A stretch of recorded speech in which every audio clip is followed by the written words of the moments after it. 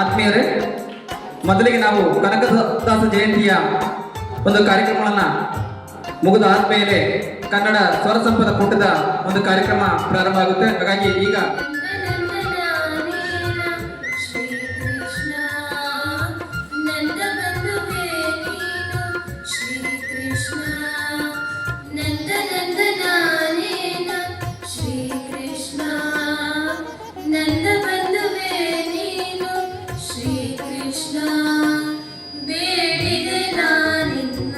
ಸರ್ವರಿಗೂ ಆದರದ ಸ್ವಾಗತ.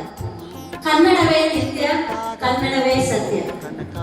ಕನಕದಾಸ ಜಯಂತಿ ಹಾಗೂ ಕನ್ನಡ ಸ್ವರ ಸಂಪದ ಕೂಟದ ಉದ್ಘಾಟನಾ ಸಮಾರಂಭ ಕಾರ್ಯಕ್ರಮ ಕಿವುಡರ ಸಂಘದಲ್ಲಿ ಶಬ್ದದಂತಿರಬೇಕು, ದೊಡ್ಡವರ ಗುಂಪಿನಲ್ಲಿ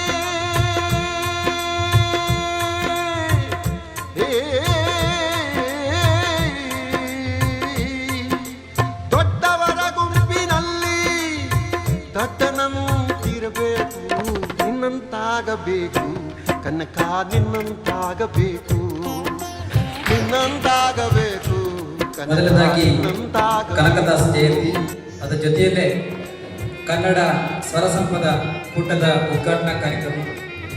ಈ ಒಂದು ಸಂದರ್ಭದಲ್ಲಿ ನಮ್ಮ ಕನ್ನಡ ನಾಡು, ನುಡಿ, ಭಾಷೆ, ಜಲ ಇದನ್ನೆಲ್ಲ ಗೌರವಿಸುವಂತಹ, ಬೆಳೆಸುವಂತಹ, ಕೊಂಡೊಯ್ಯುವಂತಹ ಕೆಲಸ ನಮ್ಮದಾಗಿದೆ. ಎಲ್ಲಾದರೂ ಇರು, ಎಂತಾದರೂ ಇರು, ಎಂತೆಂದಿಗೂ ಈ ಕನ್ನಡವಾಗಿರುವಂತಹ ಕುವೆಂಪುರವರು ಹೇಳ್ಕೊಳ್ತಾ ಬಂದಿದ್ದಾರೆ.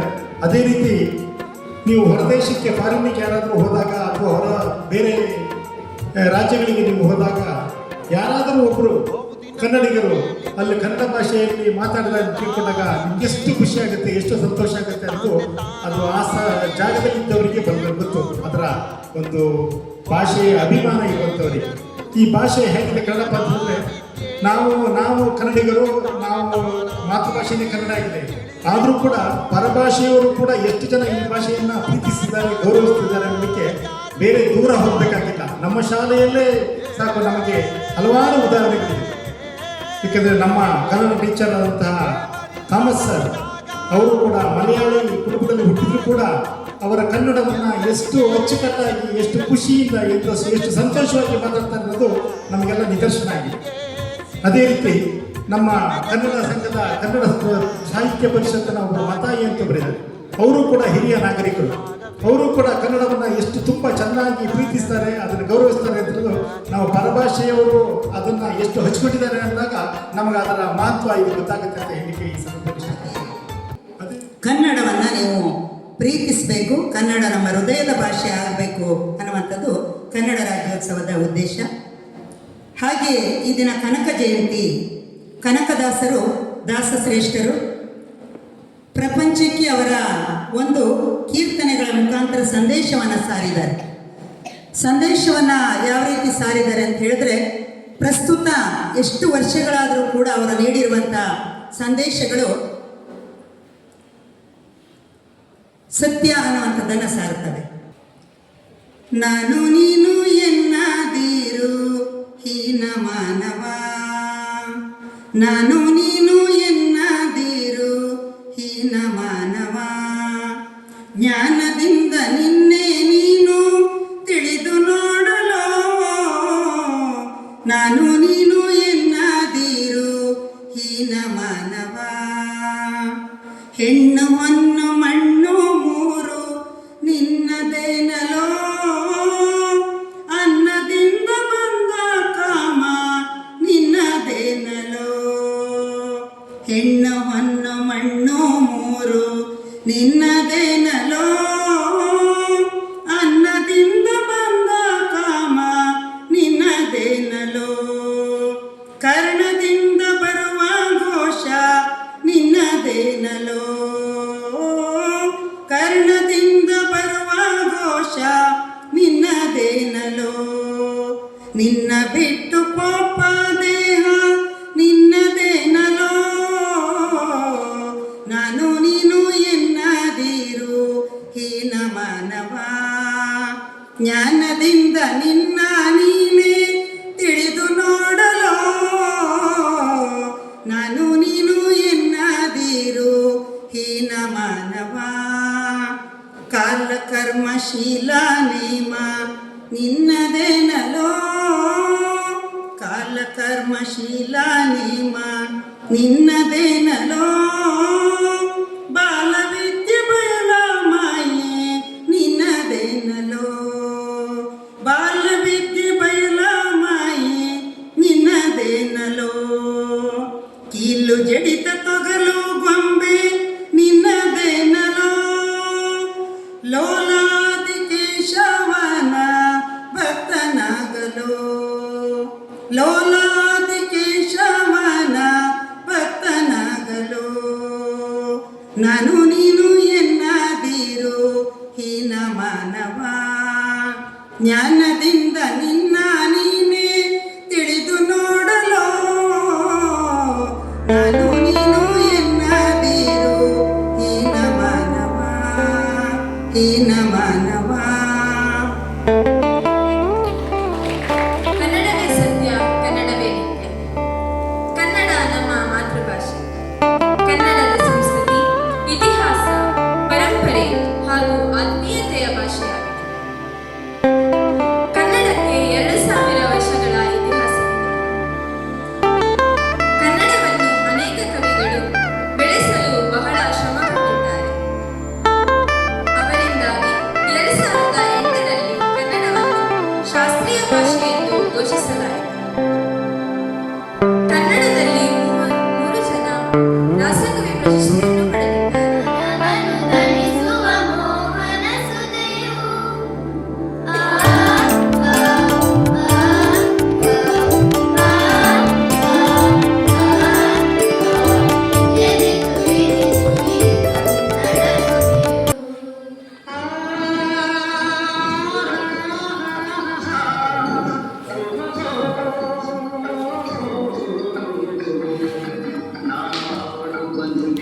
ಕನ್ನಡ ನುಡಿ ಚಿನ್ನದ ನುಡಿ ಸಿರಿಗನ್ನಡ ನುಡಿ ನಾವಿರುವ ತಾಣವೇ ಗಂಧದ ಗುಡಿ ಅಂದದ ಗುಡಿ ಚಂದದ ಗುಡಿ ನಾಡುವ ನುಡಿಯೇ ಕನ್ನಡ ನುಡಿ ನಾವಿರುವ ತಾಣವೇ ಗಂಧದ ಗುಡಿ ಅಂದದ ಗುಡಿ ಗಂಧದ ಗುಡಿ ಚಂದದ ಗುಡಿ ಶ್ರೀಗಂಧದ ಗುಡಿ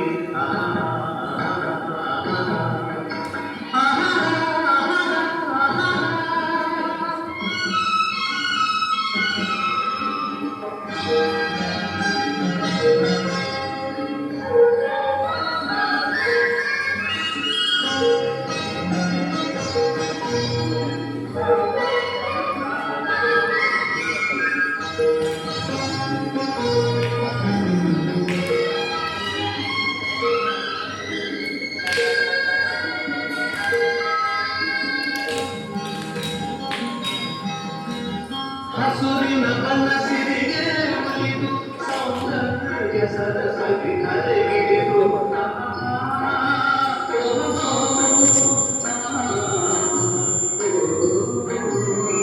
ಹರಿದು ಬನದಿಯಲ್ಲಿ ಈಜಾಡಿ ಬನದಲ್ಲಿ ನಲಿಯುವುದಾಡಿ ಬೆಳುಗಿನ ಬಲೆಯಾಗಿ ಬೀಸಿದರು ಈ ಕಂಠದ ಗುಡಿಯಲ್ಲಿ ನೆಲೆಸಿದರು ಇದು ಯಾರ ತಪಸ್ಸಿನ ಫಲವೋ ಈ ಕಂಗರು ಮಾಡಿದ ಪುಣ್ಯವೋ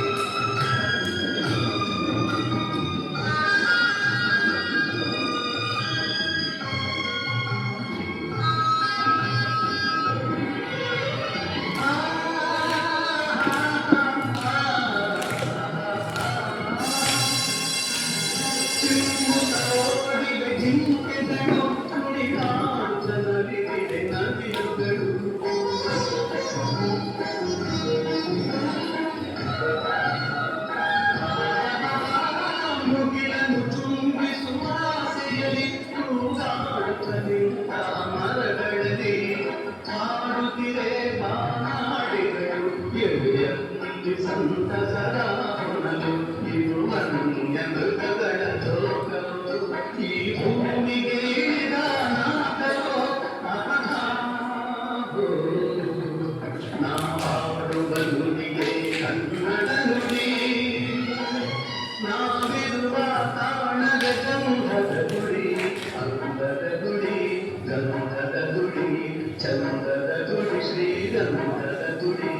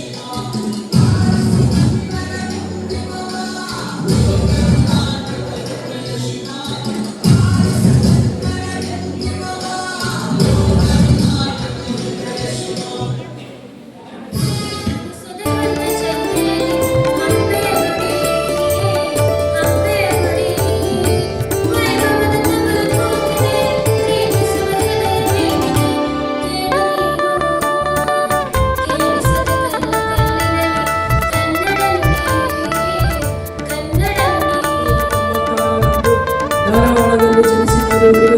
1973ರಂದು 4 ಕವಿತೆ ಎಂಬ ಕೃತಿಗೆ ಜ್ಞಾನಪೀಠ ಪ್ರಶಸ್ತಿ ಬಂದಿದೆ. ಬಳ್ಳಿ ವೆಂಕಟಪ್ಪ ಪುಟ್ಟಪ್ಪ ಅವರು ಶಿವಮೊಗ್ಗ ಜಿಲ್ಲೆಯ ಗೆದ್ದರಹಳ್ಳಿ ಸಮೀಪದ ಬಳ್ಳಿಯಲ್ಲಿ ಜನಿಸಿದರು.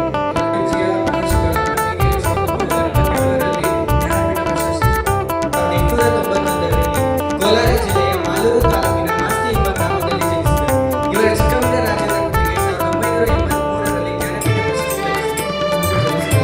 ಇವರು ಭಾರತ ಸಿಂಧು ರಶ್ಮಿ ಕೃತಿಗೆ 1992 ಅವರು 1932ರಂದು ಶಿವಮೊಗ್ಗ ಜಿಲ್ಲೆಯ ತೀರ್ಥಹಳ್ಳಿ ತಾಲೂಕಿನ ಬೀಳಿಗೆ ಎಂಬ ಗ್ರಾಮದಲ್ಲಿ ಜನಿಸಿದರು. ಇವರಿಗೆ ಸಮಗ್ರ ಸಾಹಿತ್ಯ ಕೃತಿಗೆ 1994ರಲ್ಲಿ ಜ್ಞಾನಪೀಠ ಪ್ರಶಸ್ತಿ ಸಿಕ್ಕಿದೆ. ಇವರು 1938ರಲ್ಲಿ ಮಹಾರಾಷ್ಟ್ರದ ಮಾಧ್ಯಮದಲ್ಲಿ ಜನಿಸಿದರು.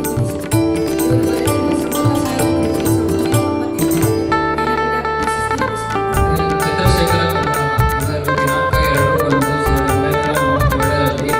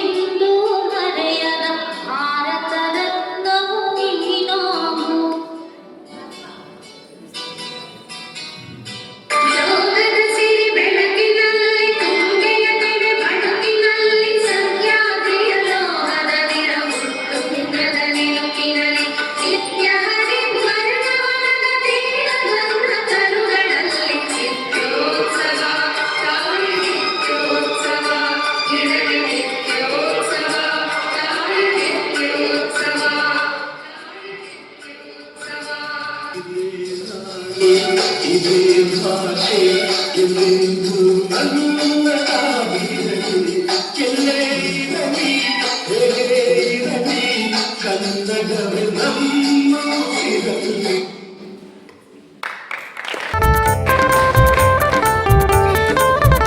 ಮದೇವಾ ಮಾದೇವಾ ಸೂಜುಗಾದ ಸೂಜು ಮಲ್ಲಿಗೆ ಮಾದೇವ ನಿಮ್ಮ ಮಂಡೆ ಮ್ಯಾಲೆ ದುಂಡು ಮಲ್ಲಿಗೆ. ರಾಮ ಯಾರು? ದೇವರು. Very good Shriram. ಸೊ ಅದರಲ್ಲಿ ಏನಾಗುತ್ತೆ, ರಾಮ ಎಲ್ಲಿಗೆ ಹೋಗ್ತಾನೆ, ಯಾರನ್ನ ವಧೆ ಮಾಡಕ್ಕೆ ಹೋಗ್ತಾನೆ ಗೊತ್ತಾ? ಹೇಳು. ರಾವಣ. ಸೊ ಇವಾಗ ಏನ್ ಮಾಡ್ದ ರಾವಣ? Very good. ರಾವಣನ ಸಂಹಾರ ಮಾಡಿಕೊಂಡು ವಾಪಸ್ ಬರ್ಬೇಕಾದ್ರೆ ಏನಾಯಿತು ಅಂದ್ರೆ, ಅದು ಗೌತಮ ಬುದ್ಧನ ಆಶ್ರಮದಲ್ಲಿ ಅವನಿಗೆ ಅತಿಥಿ ಸತ್ಕಾರ್ಯ ಆಯಿತು. ಊಟ ತಿಂಡಿ ಎಲ್ಲ ಉಪಚಾರ ಮಾಡಕ್ಕೆ ಅವನು ವಾಪಸ್ ಬಂದ ರಾಮ. ಯಾರ ಆಶ್ರಮದಲ್ಲಿ ಬಂದ? ವೆರಿ ಗುಡ್, ಗೌತಮ ಆಶ್ರಮದಲ್ಲಿ ಬಂದ. ಸೊ ಅಲ್ಲಿ ಏನಾಯಿತು, ಅವನಿಗೆ ಊಟ ಉಪಚಾರ ಆಯಿತು. ಗೌತಮ ಸ್ವಾಮೀಜಿಗಳು ಏನಂದ್ರು ಅಂದರೆ, ಭತ್ತದ ಬಗ್ಗೆ ರಾಗಿ ಬಗ್ಗೆ ತುಂಬ ಪ್ರಶಂಸೆ ಮಾಡಿದ್ರು. ರಾಗಿ ಅದ್ರ ಮಹತ್ವ ಏನು, ರಾಗಿ ಅಂದರೆ ಗೊತ್ತಲ್ಲ. ಸೊ ಅದ್ರ ಬಗ್ಗೆ ಎಲ್ಲ ಹೇಳಿದ್ರು. ಹೇಳುವಾಗ ಏನಾಯಿತು, ಭತ್ತಕ್ಕೆ ಸ್ವಲ್ಪ ಸಿಟ್ಟು ಬಂತು. ಏನು ನನ್ನನ್ನು ಕಡೆಗಣಿಸಿದ್ದಾರೆ, ರಾಗಿ ಬಗ್ಗೆ ಭಯಂಕರ ಹೇಳಿದ್ದಾರೆ ಅಂತ. ಸೊ ಆತಿಥ್ಯ ಸೇರಿಸ್ಕೊಂಡು ರಾಮ ಅಯೋಧ್ಯೆಗೆ ಹಿಂದಿರುತ್ತ. ಆದರೆ ಇಲ್ಲಿ ಯಾರಿಗೆ ಜಗಳ ಆಯಿತು ಅಂದರೆ, ರಾಗಿಗೆ ಮತ್ತು ಭತ್ತಕ್ಕೆ ಜಗಳ ಶುರುವಾಯಿತು. ಯಾರಿಗೆ ಜಗಳ ಶುರುವಾಯಿತು? ಭತ್ತಕ್ಕೆ ಜಗಳ ಶುರುವಾಯಿತು.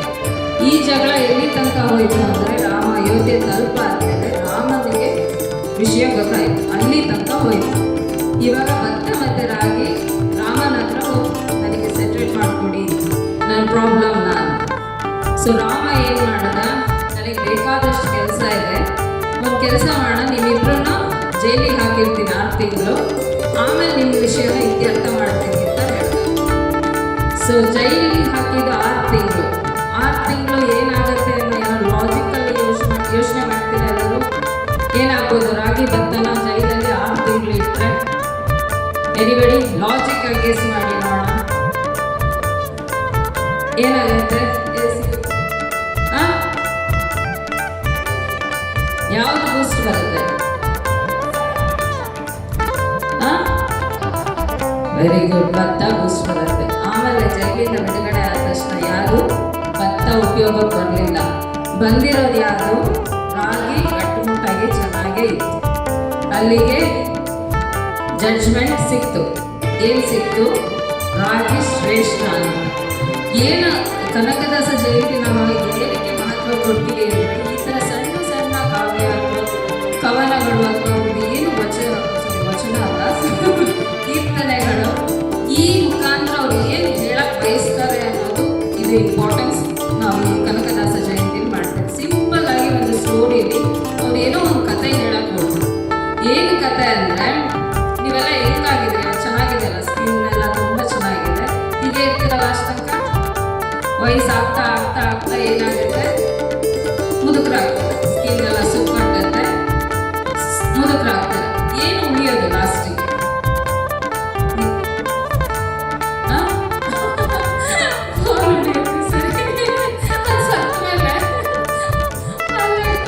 ನಿಮ್ದು ನೆನಪಿರ್ಬೇಕು ಅಂದ್ರೆ ಏನು ಉಳಿಬೇಕು? ನೀವು ಏನೇನು ಈಗ ಒಳ್ಳೆ ಕೆಲಸ ಮಾಡ್ತೀರೋ, ಯಾವ ಒಳ್ಳೆ ಗುಣಗಳನ್ನ ಅಳವಡಿಸ್ಕೊಂತೀರೋ, ಅದು ನೀವು ಲಾಸ್ಟ್ ತನಕ ಉಳಿಯುತ್ತೆ. ನೀವು ವಯಸ್ಸಾಗಿ ಸತ್ತ ಮೇಲೂ ಕೂಡ ನಿಮ್ಮ ಒಳ್ಳೆ ಗುಣಗಳು ಉಳ್ಕೊಳ್ಳೋದು ಅಲ್ವಾ? ಈಗ ನಮಗೆ ಸುಮಾರು ಜನ ಕಣ್ಣಿಗೆ ಕಾಣ್ತಾರೆ, ಕೆಲವು ಮಕ್ಕಳುಗಳು, ಅವ್ರು ನಮ್ಮ ಕಣ್ಣಿಗೆ ಮನಸ್ಸಿಗೆ ಅಚ್ಚು ಉಳಿದ್ಬಿಟ್ಟಿದ್ದಾರೆ. ಅವ್ರು ಎಲ್ಲಿ ಹೋದ್ರು ನಮಗೆ ಅವ್ರು ಕಾಣ್ತಾರೆ. ಯಾಕೆಂದ್ರೆ ಅವ್ರು ಒಳ್ಳೆ ಗುಣಗಳು. ಹಾಗಾಗಿ ಇವಾಗಿಂದಲೇ ಒಂದು ಒಳ್ಳೆ ಗುಣ ನೀವು ಅನುಸರಿಸಬೇಕು. ಗುಣ ಆಗಲಿ, ಗುಡ್ ಹ್ಯಾಬಿಟ್ಸ್ ಆಗಲಿ, ಗುರುಗಳಿಗೆ ರೆಸ್ಪೆಕ್ಟ್ ಕೊಡೋದಾಗಲಿ, ಹಿರಿಯರಿಗೆ ರೆಸ್ಪೆಕ್ಟ್ ಕೊಡೋದಾಗಲಿ, ಪ್ರತಿಯೊಂದು ಇದೇ ಉದ್ದೇಶಕ್ಕೆ ನಾವು ಪ್ರತಿ ವರ್ಷ ಇವರನ್ನ ನೆನೆಸ್ಕೊಂತೀವಿ. ಅವರು ಹಾಕಿರೋದು 500 ವರ್ಷ ಹಿಂದೆ ಆದರೂ ಕೂಡ ಎಲ್ಲದರಲ್ಲೂ ಅದೊಂದು ಅರ್ಥ ಇದೆ. ಈಗಲೂ ಕೂಡ ಪಾಲಿಸುವಂಥದ್ದು ಅದು ಈಗಲೂ ಅನ್ವಯಿಸುವಂಥದ್ದು ಸುಮಾರು ಅರ್ಥಗಳು ಇದೆ. ಅರ್ಥ ಆಯ್ತಾ ಸ್ಟೋರಿ? ಕ್ವಶನ್ಸ್ ಕೇಳ ಈಗ. ಡಿಸಿಪ್ಲಿನ್ ನೆನಪಿದೆ ಅಲ್ಲ? ಸರಿ, ಆಯ್ತು. All the best. ಮತ್ತು ಕನ್ನಡ ಕೂಟನ ಇವತ್ತು ಆರಂಭ ಮಾಡಿದ್ರಿ. ಅದರ ಉದ್ದೇಶಗಳು ಮತ್ತು ಅದರ ಅಧ್ಯಕ್ಷರು, ಕಾರ್ಯದರ್ಶಿಗಳು ಎಲ್ಲ ಮುಂದಿನ ದಿನಗಳಲ್ಲಿ ಮಾಡ್ತಾರೆ. ಅದನ್ನೆಲ್ಲರೂ ಪ್ರತಿ ವರ್ಷವೂ ಆಚರಣೆ ಮಾಡಬೇಕು. ಕನ್ನಡದಲ್ಲಿ ಹೈಯೆಸ್ಟ್ ಅಂಕ ಗಳಿಸಬೇಕು. ಕನ್ನಡನ ಯಾವತ್ತೂ ಮರಿಬೇಡಿ ದಯವಿಟ್ಟು. ಕನ್ನಡ ಭಾಷೆಗೆ ಅಭಿಮಾನ ಆಗುತ್ತೆ. ಕೆಲವರಿಗೆ ಮಾತಾಡೋದು ಸ್ವಲ್ಪ ಕಷ್ಟ ಆಗುತ್ತೆ, ನನಗೂ ಕೂಡ. ಕೆಲವರಿಗೆ ಹಂಗಂತ ಹೇಳಿ ಅಭಿಮಾನನ ಕಳ್ಕೊಂಬೇಡಿ ದಯವಿಟ್ಟು. ಕನ್ನಡದ ಬಗ್ಗೆ ಪ್ರೀತಿ ಇರಲೇಬೇಕು. ಅರ್ಥ ಆಯ್ತಾ? ಆಲ್ ದ ಬೆಸ್ಟ್ ಮಕ್ಕಳ. ಇನ್ನೂ ಚಂದ ಕಾರ್ಯಕ್ರಮಗಳನ್ನು ಕೊಡಿ. ಎಲ್ಲರಿಗೂ ಶುಭವಾಗಲಿ. Thank you.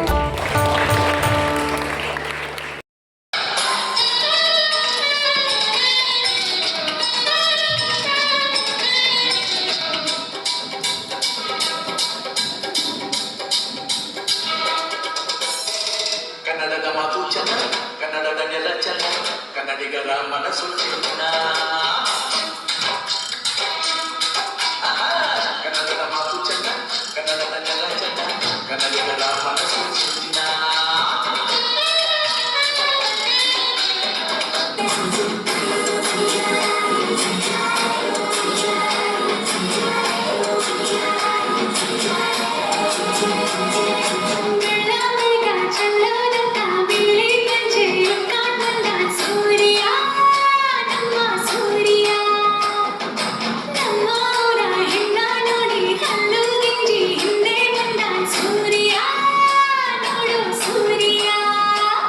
ನನ್ನೋಡು ಕಸ್ತೂರಿ, ನನ್ನೊಳಗೆ ಕಾವೇರಿ. ಕನ್ನಡ ಮಂಡೆ, ಕನ್ನಡ ಹೆಣ್ಣೆ, ಕಸ್ತೂರಿ ಕಣೆ ನಜಿ. ಕನ್ನಡ ನೀರು, ಕನ್ನಡ ಉಸಿರು, ಕಾವೇರಿನೇ ನಜಿ. ನಾನು ಕನ್ನಡಿಗ, ಕನ್ನಡದ ಕಾವಲಿಗ. ನಾನು ಕನ್ನಡಿಗ, ಕನ್ನಡಕ್ಕೆ ಕಾವಲಿಗ.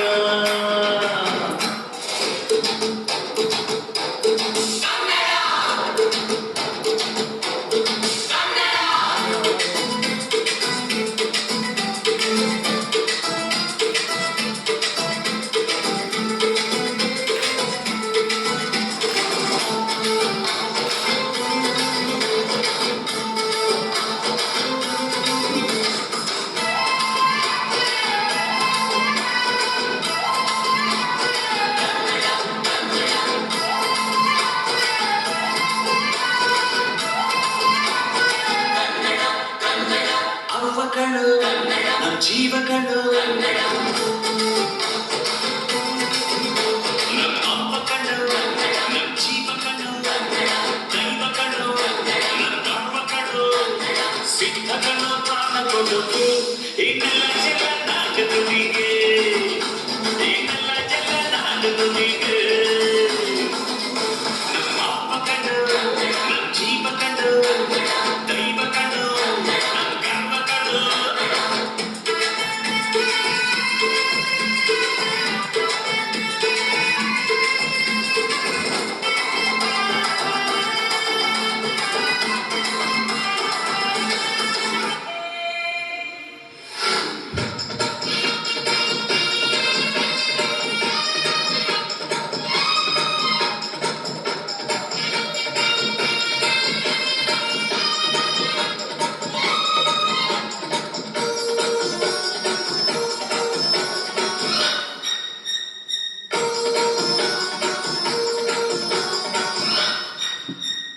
ಕರುನಾಡೆ ಕೈ ನಾಟಿದೆ ನೋಡೆ, ಹಸಿರುಗಳೇ ಅದೋರಳಗಡೆ, ಬಿಸೋ ಗಾಳಿ ಚಮನ ಬೀಸಿದೆ, ಹಾಡೋ ಹಕ್ಕಿ ಸ್ವಾಗತ ಕೋರಿದೆ. ಈ ಬಂದಿದ ಕೂಸುಳ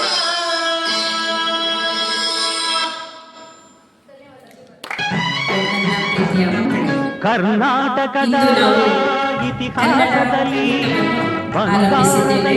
ಅದನ್ನು ಸಮಾರಂಭದ ಮೂಲಕ ನಾವು ಉದ್ಘಾಟನೆಯನ್ನು ಕೂಡ ಈಗಾಗಲೇ ಮಾಡಿದ್ದೇವೆ.